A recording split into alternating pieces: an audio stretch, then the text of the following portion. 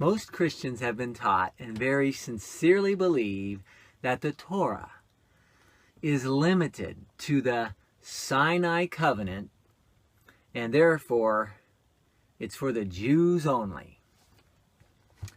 And that under the new covenant, and Gentiles are not required to keep the Torah, or that the Torah has been abolished. Or maybe 4 of those commandments. According to Acts chapter 15, there's a Jerusalem conference and 4 commandments for the Gentiles there. And, well, I'll get to that.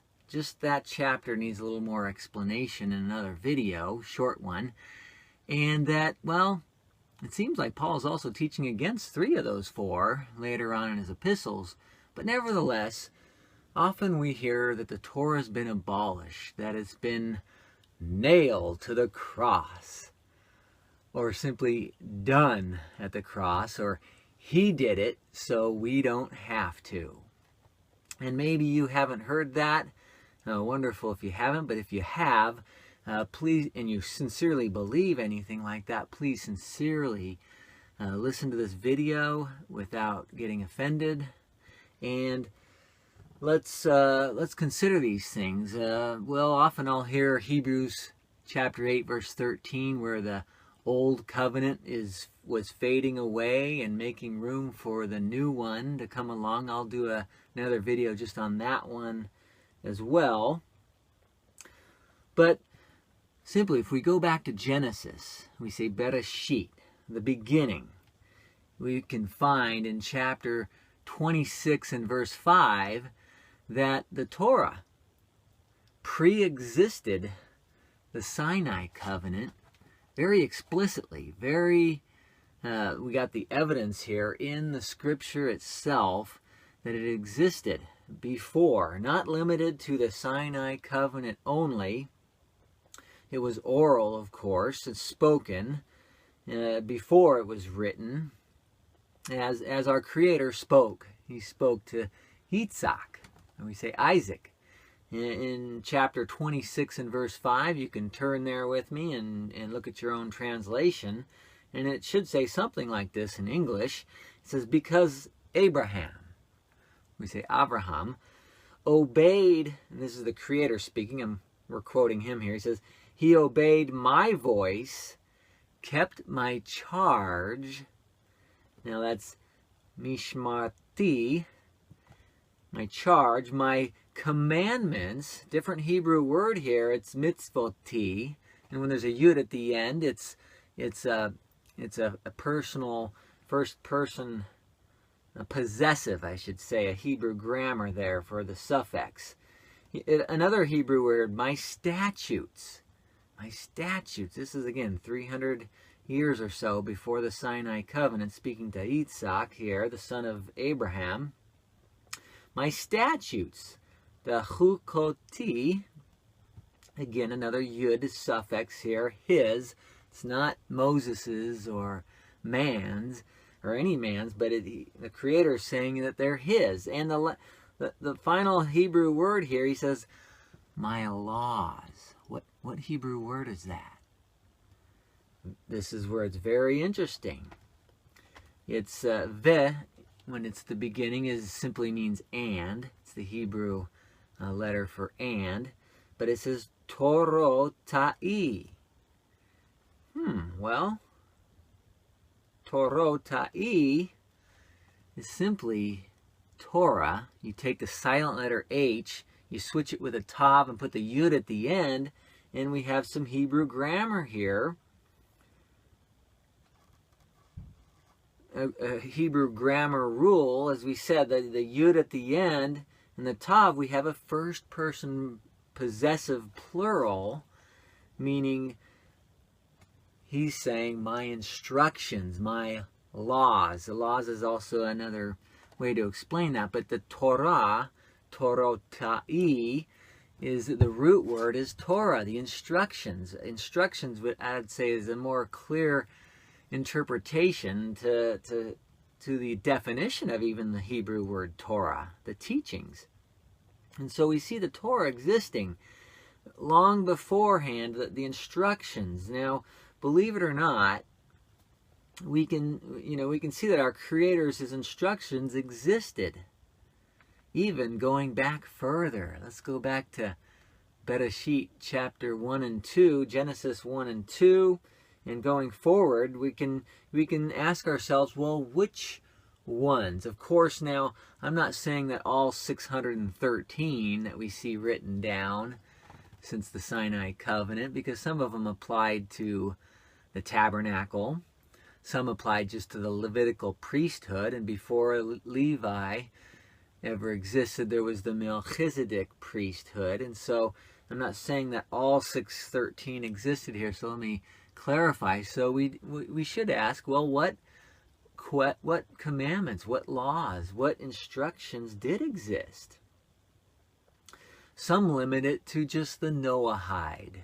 You've probably heard the Noahide laws, and usually these are people who don't want to keep the Sabbath, the Shabbat, the weekly Sabbaths, and so they focus on 7 commandments. You can Google search it, the Noahide laws, and notice though they exclude 3 of the 10 commandments, not just the Sabbath one, but also bearing a false witness against your neighbor. Especially accusing somebody who's innocent, and you're lying about it to convict them as being a guilty person when they're not. The most worst way to do that kind of sin. And also coveting. Is it okay to covet and to bear false witness? Because that's not one of the Noahide laws, the rawhide. It wasn't just put on rawhide. Anyway, it's kind of silly just to stick to 7 commandments here. We're going to see that more existed before then. So we can also see the separation of clean and unclean animals, right from Noah's Ark. The 7 pairs of the clean and only 2 pairs of the unclean. And obviously there was a sacrificial system, of course, sacrifices of the animals, and they could eat of those sacrifices. This is what the obvious implication should be, is that they were eating the unclean. It's the only logical explanation of why they would need so much more of the clean animals for food consumption. This is how we define food. There was instructions given to Noah on what animals were clean and unclean. And then a lot of Christians will say, well, what about Genesis 9:3, Bereshit 9:3, where it says, where the Creator says, I've made all moving things on the earth for you to eat. And so, wow, what about poison frogs or poison snakes or scorpions or rats? And well, even in the United States it's against the law to eat cats and dogs. And so why is the Creator, does he seem like a mean God? Because, well, now he seems like he's nice and says eat whatever moves on the earth is okay. Well, again, we have to remember that the instructions were given to Noah. We have to go back before that. No one knew how to define the word food. He defined it according to the instructions. And, well, even in Orthodox Judaism today, they say that if you are starving to death out in the wilderness somewhere and there's only unclean animals to eat and it's going to save a life, that it's okay to eat an unclean animal to just get you through the next day or get you to where you can be rescued and start eating according to his instructions again. So there's exceptions to the rules, I guess you could say, even within Judaism, and to save a life. We see that even with the Sabbath commandment, and that you can save a life and whatever work it takes on the Sabbath to do so.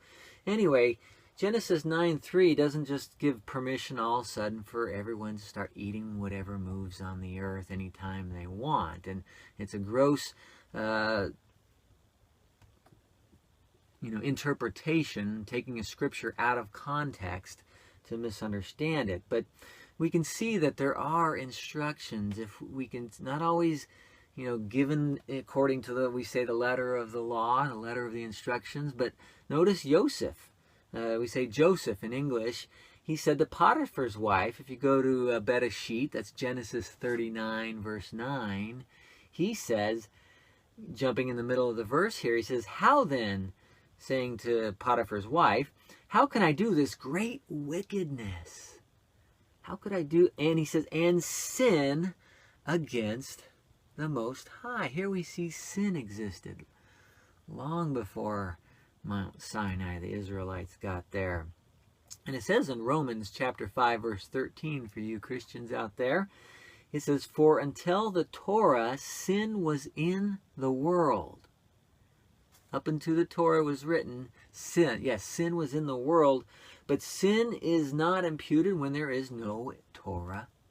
We say instructions. And so this is, taking a scripture out here, but we see that there are instructions given. It was verbally back then. Well, how about, and so how did Joseph know? We don't see any commandment in Genesis that you shall not commit adultery, but Joseph knew better. He knew that he would be sinning. He has instructions, so we don't have to have instructions written down to see that they existed before. Even with Cain murdering his brother Abel in Genesis, we say Bereshit chapter 4, verses 6 and 7, he does get warned beforehand. Not explicitly, but notice, look at the warning here, the instruction here that the Most High speaks to Cain before he murders his brother. He says to Cain, why are you angry? And why has your countenance fallen? Verse 7, if you do well, will you not be accepted? Yes. It should be obvious. There's some things that are a given, right?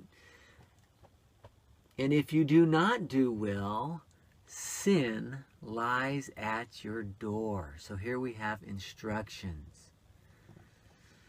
And sin lies at your door. And its desire is for you. So he's saying that the sin is the desire for you to go ahead and do it. If it feels good, do it. If you want to do it, do it. But he says you should rule over it. So here, he's not giving Canaan a mission impossible here. He's saying you can rule over it. Sin existed. If there's sin, then there has to be instruction. There has to be laws that are given. And just because we don't see it word for word that you shall not do this or you should do this, we see a lot of hints and a lot of explanation here that I've just given, that there are instructions given on what is good and what is not good. And how about Genesis chapter 2, the seventh day? Here it's very clear that our Creator sanctified it. He says he sanctified it. He made the seventh day holy. So it's holy. He's ordained it to be different. It simply means to be set apart, to be different than the other 6 days of the week. And so those are instructions. Those can also, it's obvious to anyone who is listening and who loves him, is, okay, who am I to say that it's not holy? Who am I to move it to another day? Only you have that authority. And this is the attitude of someone who really wants to submit and to be like him. And so the burden of proof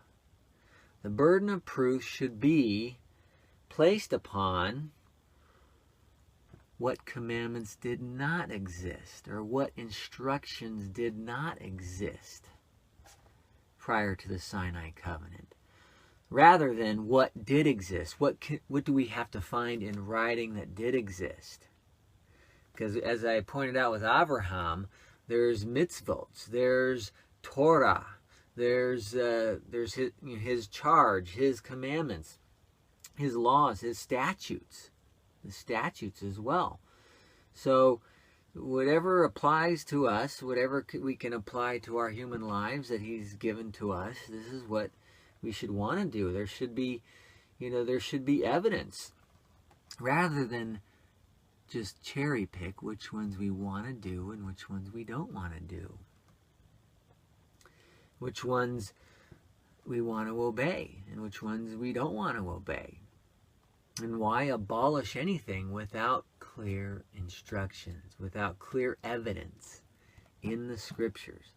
And there's not even clear evidence that the Torah was abolished. And I challenge all Christians, show me where in the scriptures of the New Testament does it say that the Torah was abolished. Especially when the Messiah says in Matthew 5:17, I have not come to abolish it. I have not. Please don't, he says, do not think that I came to abolish it. And he says the least of these commandments are important, even in verse 19. So, you know, we should look at them and see, especially the ones that help us to become more like him. We want to be more like him. We want to love him better, don't we? Yes. Amen.